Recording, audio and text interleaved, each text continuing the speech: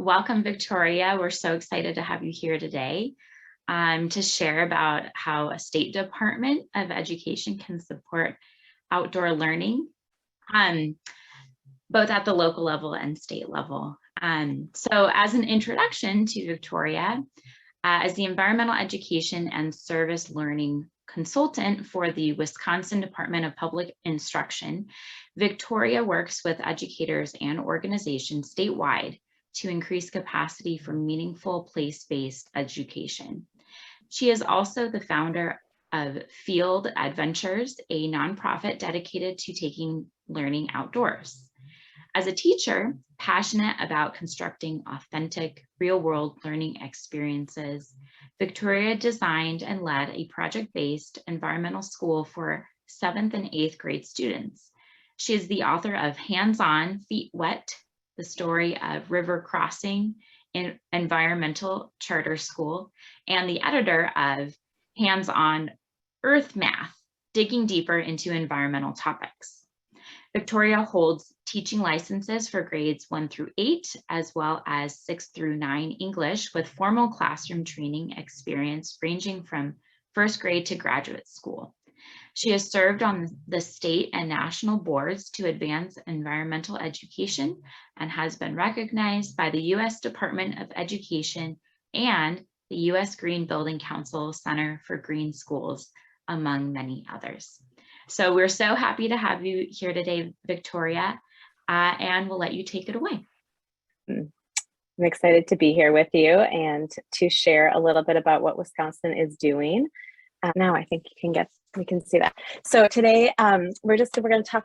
I'm going to try to talk briefly. I'm going to try to keep it to 15 minutes so we can have questions. I just had a lot of stories I wanted to share. But so we're going to just have a brief understanding of the context of environmental education in Wisconsin. We're going to take a look at the global pandemics as a catalyst for innovation and what we've been doing at the department. Look at a few of the bright spots of Wisconsin, and then lean into some of the lessons that we learned as a state agency as we did this work, and look to where we're going in the future. So we're going to try to cover all 5 of those points in 15 minutes. So I have like 3 minutes per point. So we'll get going. So I do just want to start with a land acknowledgement, and in the chat, if you would like to acknowledge the land on which you occupy right now. The Wisconsin Department of Public Instruction acknowledges and honors the inherent sovereignty of each of the American Indian nations of Wisconsin. You can see those nations on the map on the right side of the screen. The land I am on for today's event is that of the Ho-Chunk people and nation. The Wisconsin Department of Public Instruction will continue to cultivate and maintain our ongoing collaboration and partnership with the Ho-Chunk and each of the American Indian nations, people, and communities of Wisconsin. We believe that acknowledging where we are is a really important part of moving forward with place-based learning. This is a beautiful quote from the ACPA college student educators website around why do land acknowledgements. And land is not just merely a space that bodies occupy. It is a depository of culture, stories, history, and tradition. So thinking about that as we move forward with taking learning outside and using these spaces, honoring all that those spaces occupy is an important thing for us to consider. So, and I don't have the chat up. So Lauren, if there are questions, if you will either interrupt me or keep track of them as we go, that would be great. Thank you. When we think about taking learning outside, we're really just looking at using our communities as a text. And so when we think about school, when we think about how do we engage with text and communication for English language arts for teaching those skills, we look at text as anything that you are communicating about, right? So it can be a written piece, it can be a visual piece of art, it can be a piece of music, it can be a landscape, it can be our community, right? So we're really talking about how do we use our communities to wrap this place around. So when we talk about taking learning outdoors, we're not just talking about going out on the schoolyard and learning about nature. We're talking about going out and learning within our communities to support this place-based education. And so this context of where we are really matters. And I wanted to just set the stage for you just a little bit about Wisconsin. For those of you who aren't familiar with it, I do know that we have one Wisconsin teacher on here. So Greta, I hope you want to chime in the chat if I forget some things. But so in Wisconsin, pre-service teachers must have coursework in environmental education because environmental education is required in K-12 curriculum plans in Wisconsin. How that's enforced is still kind of unknown, but we have had that requirement that teachers are prepared in environmental education since like the 1930s, and that scope and sequence requirement for since the mid 80s, I think, or 90s. We do have a strong school forest legacy, so many of our school districts have large tracts of land that were given to them in the early 1900s for the purpose of outdoor learning and maintaining a piece of property. That has its whole own history to deal with. And then we also have standards for environmental literacy and sustainability that have been adopted by the state. We are one of a handful of states to have standards for supporting environmental education. And we have 1 million kids in just over 2,000 public schools in 421 independent school districts. So in Wisconsin, every single school district decides what they do and what they teach. They can even decide what standards they adopt. So they don't necessarily have to use the Wisconsin standards if they don't want to, because we have a very strong local control in our school district. So I set this, and then we also have tribal, private, and home schools.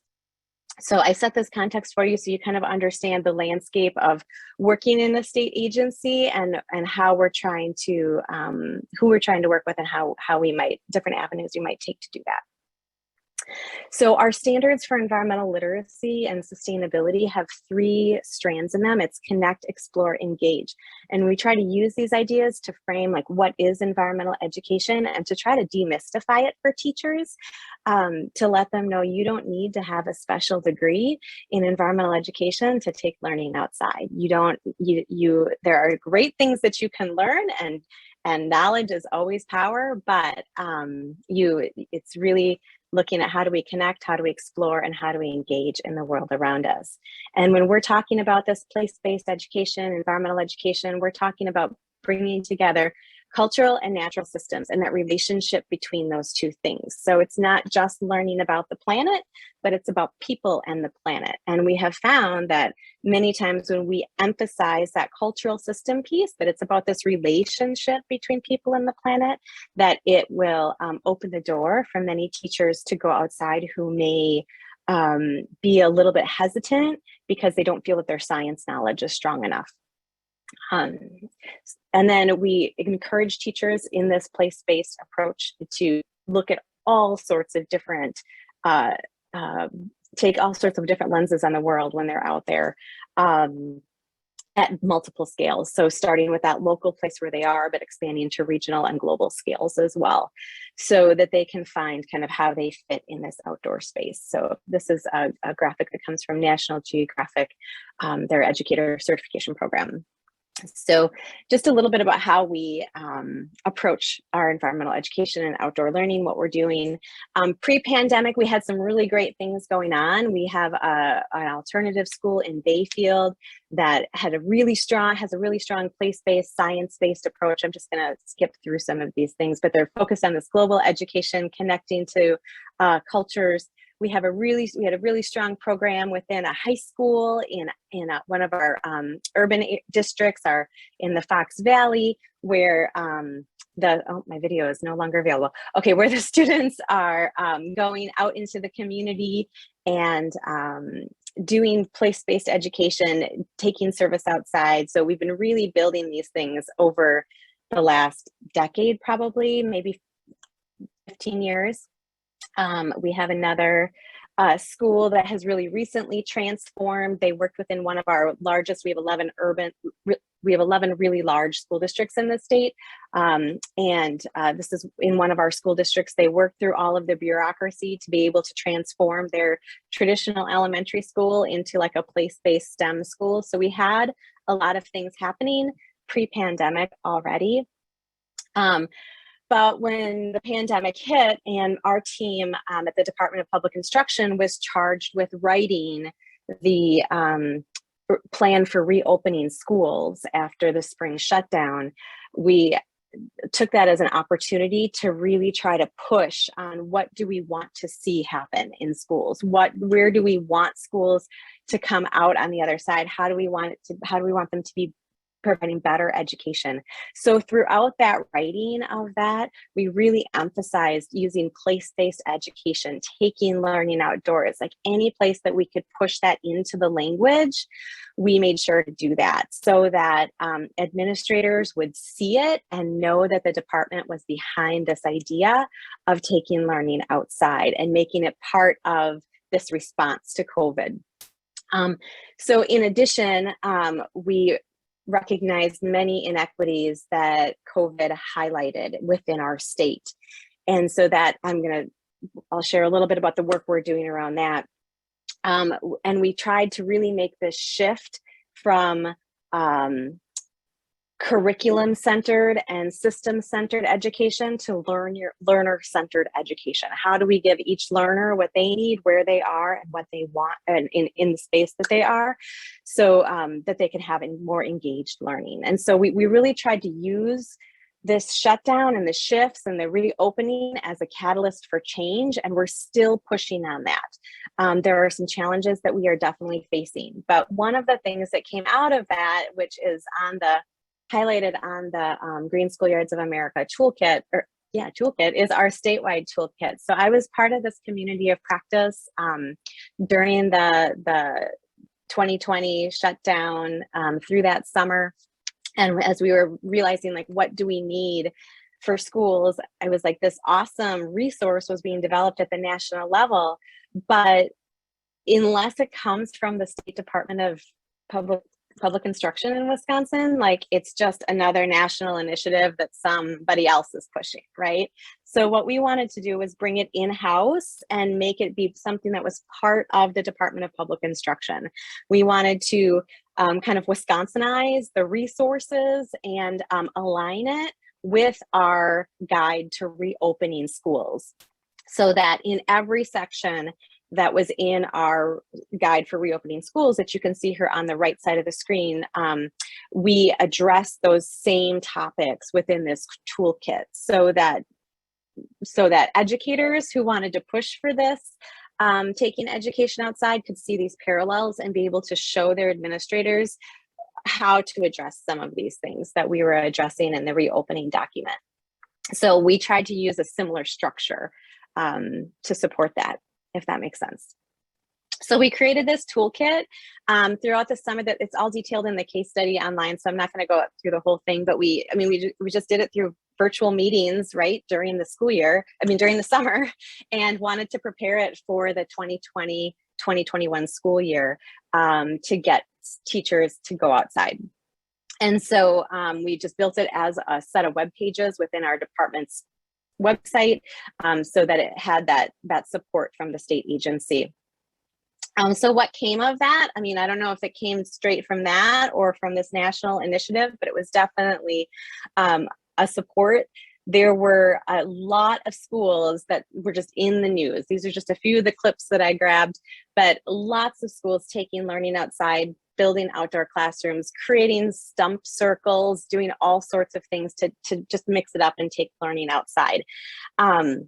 So just that movement and that news really helped kind of districts see that, if they were doing something or wanted to do something, they weren't alone in this. And so we really worked hard. I worked hard at the department through our social media, through different newsletters, through our website, to try to get this information out there so that people could start to see that it was the norm, so that people could see that this is happening everywhere. And if one of your parents or your educators or your administrators suggests something like this, it is already happening and being supported, to try to just encourage more of that.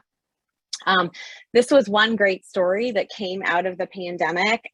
We have a school, really small school district, K-12 school district, like all in one building in the Shawinigan National Forest in northern Wisconsin. And they have a 9-12 school, charter school within their high school. And the charter school pre-pandemic was able to go out to their school forest like once a week, right? They'd go out there for a whole field day and spend the day learning, applying their learning out in the forest, but then the other 4 days a week, they'd have to be in their school. They saw the opportunity through this initiative of taking learning outdoors to push their school district to say, hey, if you let our class go out to the school forest every day and have school out there every day, then you have 2 more classrooms to spread kids out in, and you have less intermixing of kids, of spreading disease, and our kids are healthier because they're outside all the time. And so they were able to do that through the 2020-2021 school year, and they were able to make it a permanent part of their school. So they were able to retrofit a building that was out there and move their entire class permanently, their entire 9-12 school permanently out there now to be located at their school forest.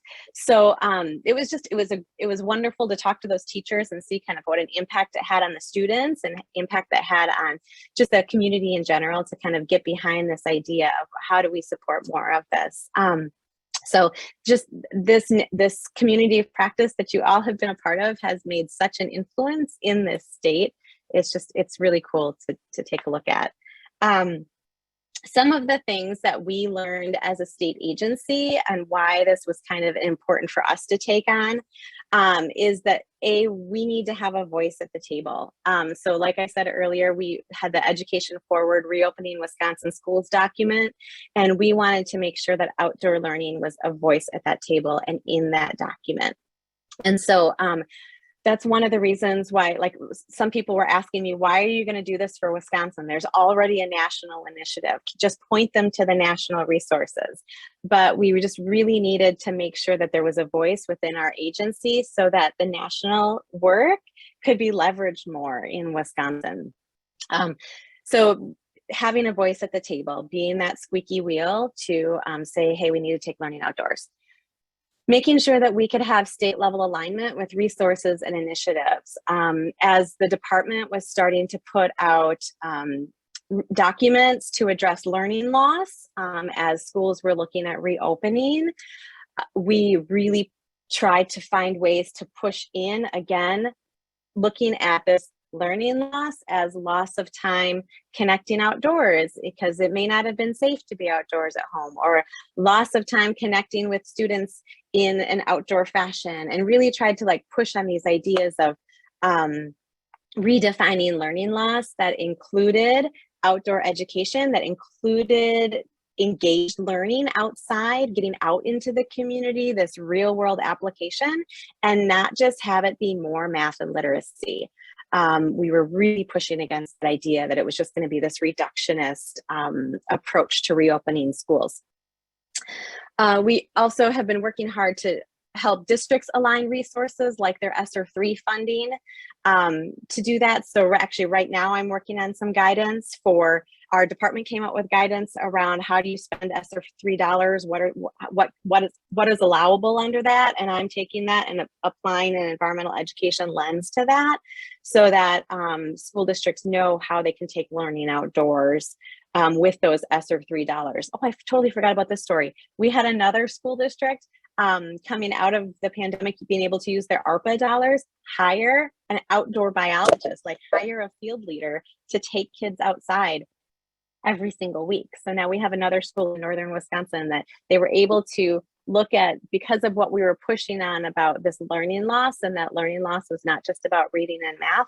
They were able to justify using those dollars to hire a staff person, to hire a field person to take teachers and students outside at their school, on their school grounds. So that was really exciting too. And then, so aligning resources such as ESSER 3 funding and the U.S. Department of Education Green Ribbon Schools, and just trying to leverage as many kind of national pieces that we can to push that outdoor learning at the state level has been important. Another thing about just kind of this initiative, and Sharon and Lauren and all of you at Green Schoolyards of America, I don't know how you do this with your toolkit because it's so well organized and so beautiful.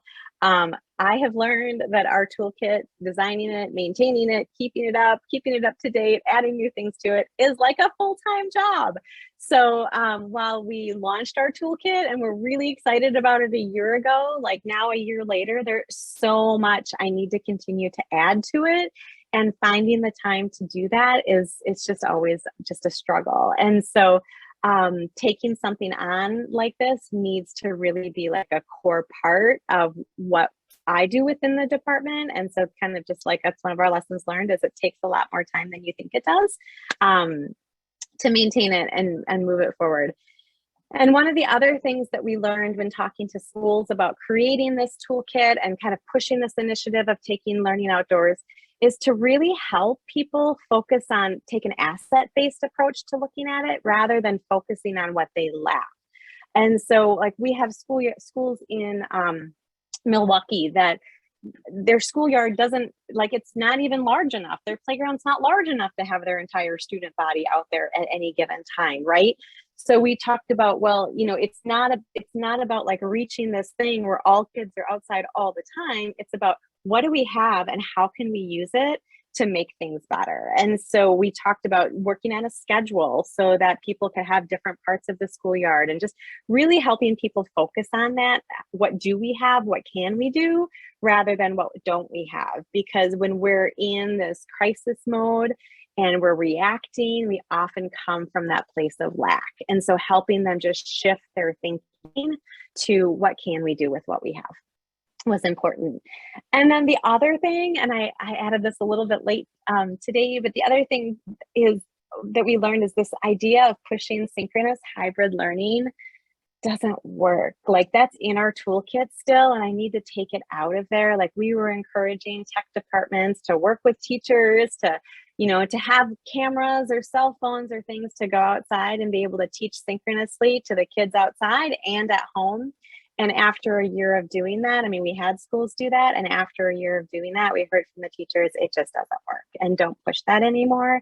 And so as we were going into, because that was one of the models in our Wisconsin Forward document for 2020, 2021. So going into 2021, 2022, we were pushing against that hybrid synchronous model for in classroom and out of classroom experiences because it just was, it was just too cumbersome. We did have some schools find some great opportunities, like they would have days where they were out in the field and they'd set a time to say, we're going to dial in to all the kids who are learning at home and we're going to connect with them via video and do it then. And so that type of synchronous hybrid worked, but it was like for short periods of time that were just very focused and not like trying to reach both audiences at the same time throughout the whole day.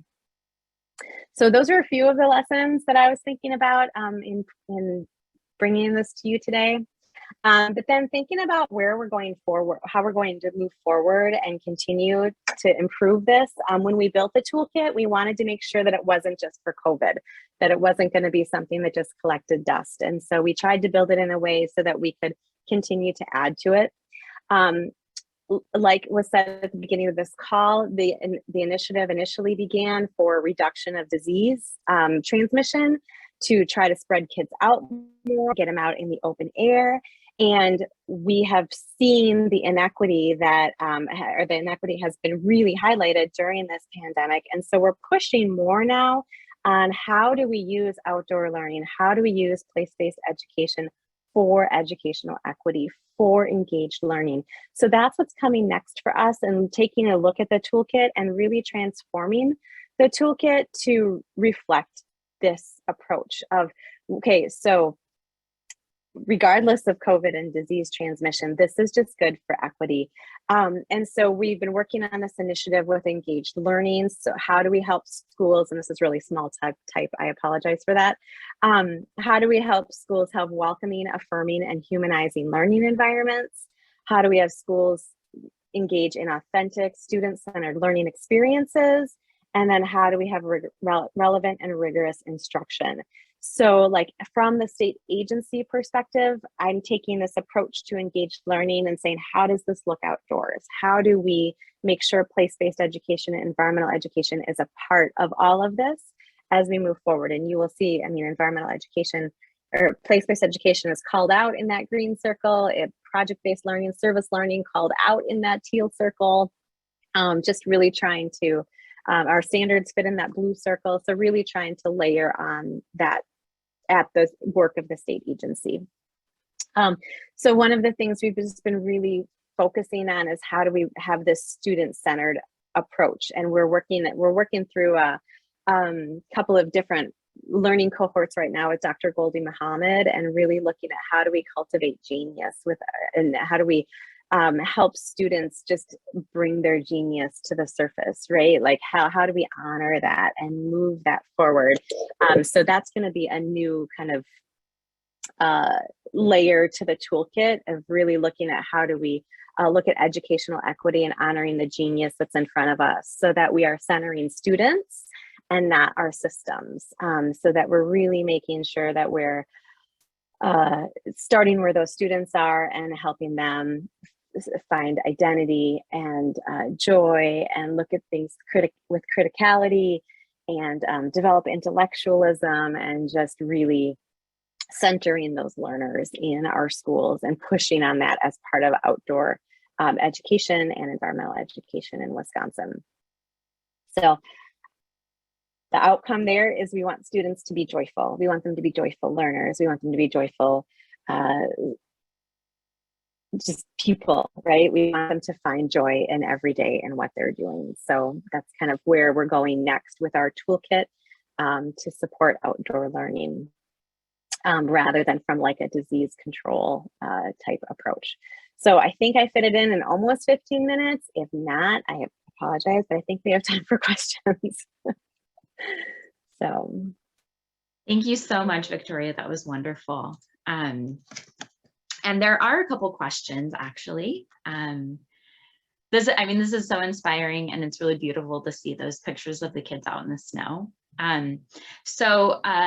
Logistically, Marianne was asking where they could find the Education Forward Reopening Wisconsin Schools article.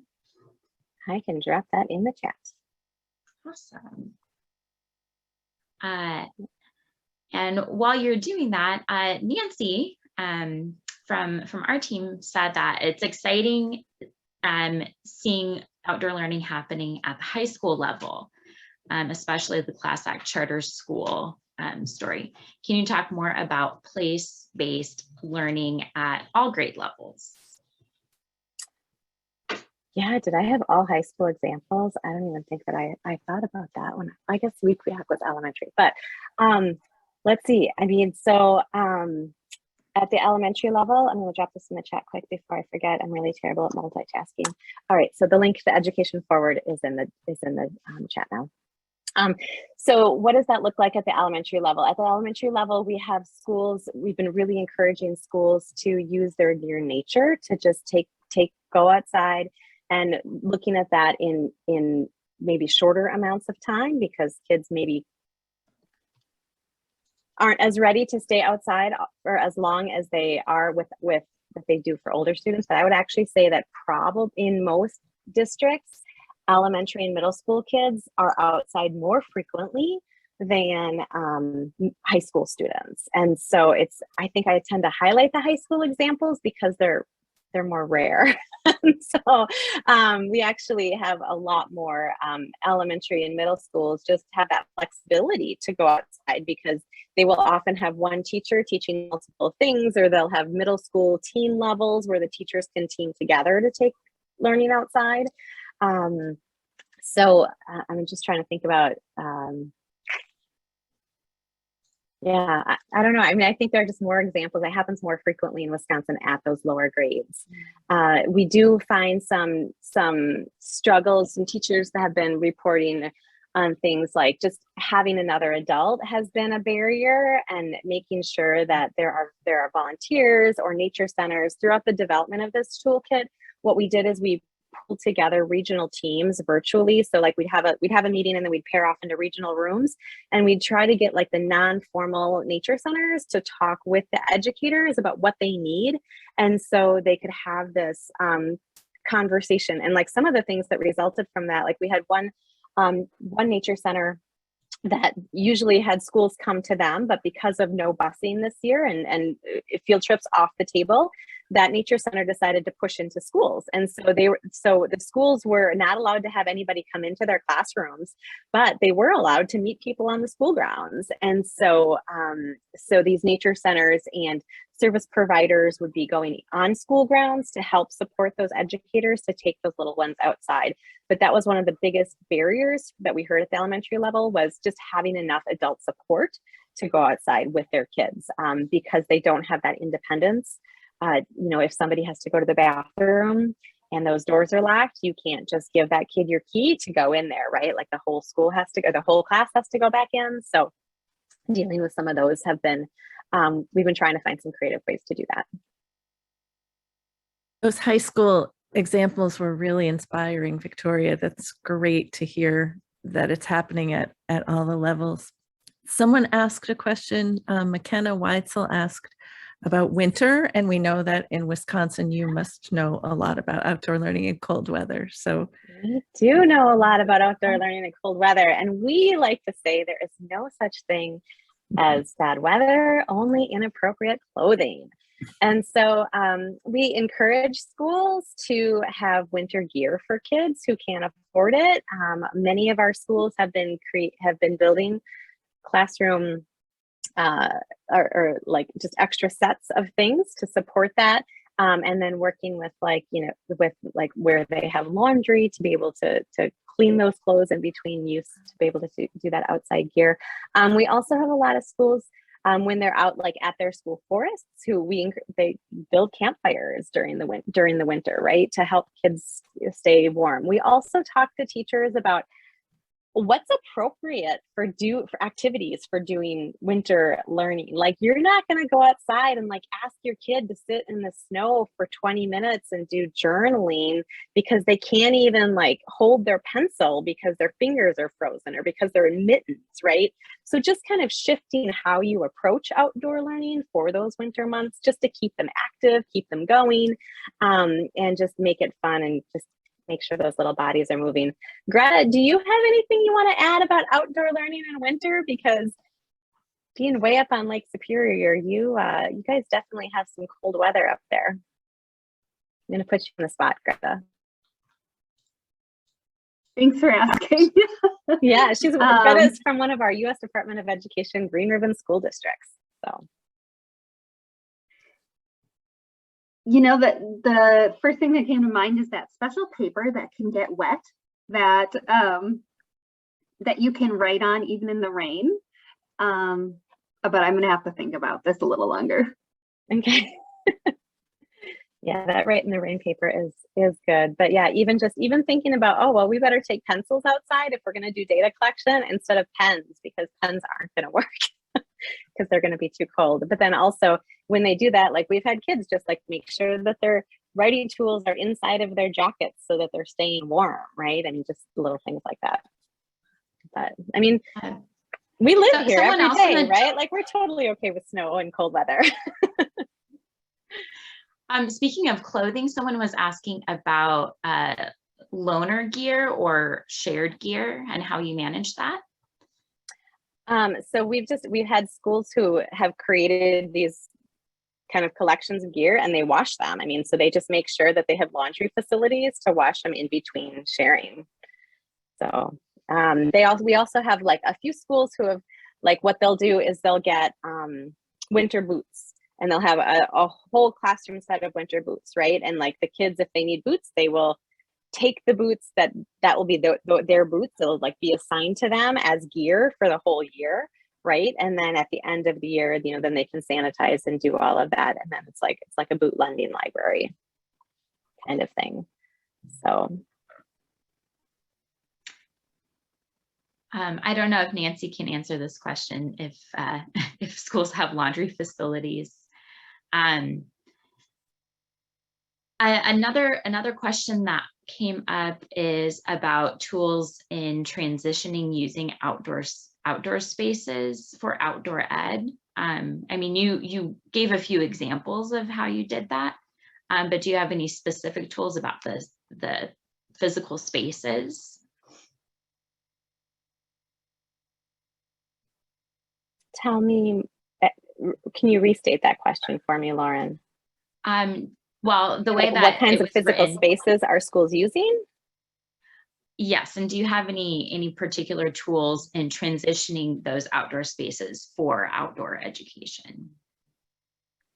Well, we have been drawing from the tools that all of you have created for that from the national initiative, and sharing that beautiful spreadsheet of low-cost tools. But we do have, I mean, we have like different examples of outdoor classrooms that schools have built. I don't have them linked anywhere yet, but I have some photos for them, but different schools have taken just really different approaches to it based on what they have available to them. I mean, like stump circles, it was like, I think I got the flyer from California. I think somebody in California created a flyer for like how to get stumps. And we took that and made one for Wisconsin and shared that with schools, because like that is a readily available resource here, right? And so we've had a lot of schools create stump circles just to have a place to sit out in their playgrounds, and realized how easy that was, and that it was then available not post-pandemic, but now in the next school year, right? And I mean, we did have some schools build full structures that are going to be there permanently, and that's awesome too. And like we had one school district that like they had been putting off building their outdoor classroom, citing money and will and all of that stuff, right, as issues. And then this was like the tipping point for them, that like they finally got that outdoor classroom built after many years of delaying it. So yeah, I think just the national tools are the ones that we draw from the most. So. I have a few winter ideas now that I had a moment to think, if you want to hear them. Some of our most popular activities are through PE and art. So instead of thinking about learning reading and writing outside in the winter, it's thinking about snowshoeing and skiing and sledding and physical activity and playing regular team sports, but outside. And kids usually love to get heated up in the schoolyard. And then art, we've done, using the snow as the medium for sculpture and for food coloring and spraying the snow and doing designs. And then with our garden, our program, we've done winter growing, greenhouse growing. So even just like with a low tunnel, a little plastic low tunnel, we can get some winter crops to grow in the side seasons, in the shoulder seasons, that are easier to grow in the winter. And that's been really nice for our farm to school activities. So using the snow to our benefit. Yeah. Awesome. Thank you, Greta. And to answer the questions Robin had, do all schools have laundry facilities? No, not all schools have laundry facilities, but most districts have a high school that has like a family consumer science classroom with laundry things in there. So we've seen some cooperative things there where elementary schools are able to take laundry over. We've also had schools install laundry facilities so that they can wash gear.